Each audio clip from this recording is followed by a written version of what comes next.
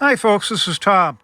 Today I'm going to show you how to check the output of a radio here to see what the maximum undistorted audio output power is. This is our AR-5000 that we're selling for an estate.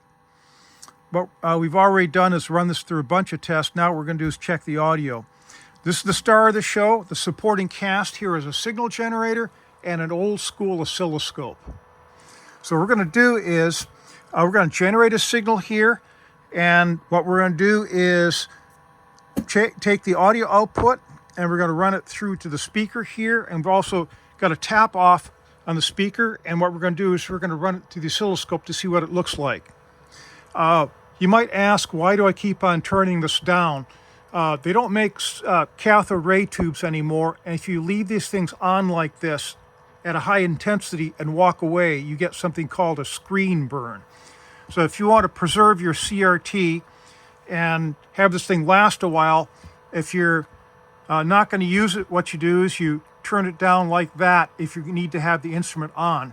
Otherwise, I'll just turn it off and walk away. Okay, so this guy here is set up on 28.4 megahertz. I've got on FM and 6 kilohertz because this gives us a good deal of audio. I've got it set up at standard test conditions here of 1,000 cycle tone, internal 1,000 at 3 kC's deviation. And right now I've got it at 1 microvolt, and I'll show you why that is not a good level. Let's turn this up. We're just going to have it there with this out of signal on it just temporarily. And now we're going to turn this up. Oh, look at that.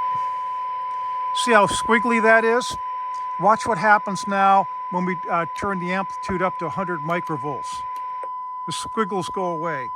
So what you do is when you do one of these tests, you want to have it high enough so there's no noise on it. So basically all you're seeing is signal. Okay, so we've got that. This is 2 volts per square here, 2 volts range there per. Let's run this up and we'll see what this does, and we'll run this up till the audio starts to distort. Oh, look at that.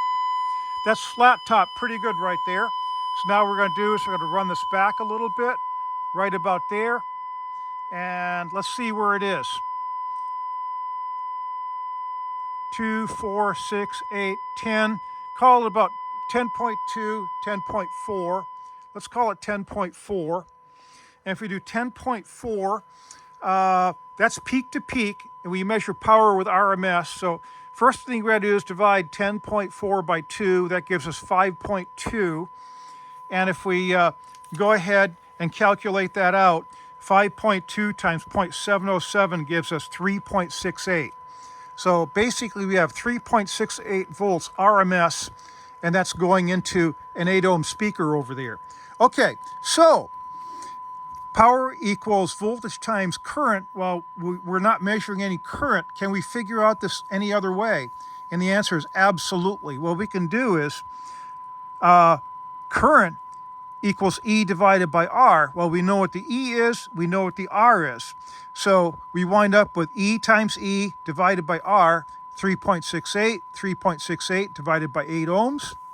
And so what we do is we wind up with essentially simplified E squared divided by R, 13.52 divided by 8, and voila, there we go. Our maximum undistorted power is 1.69 watts. There you go, folks. Thanks for watching.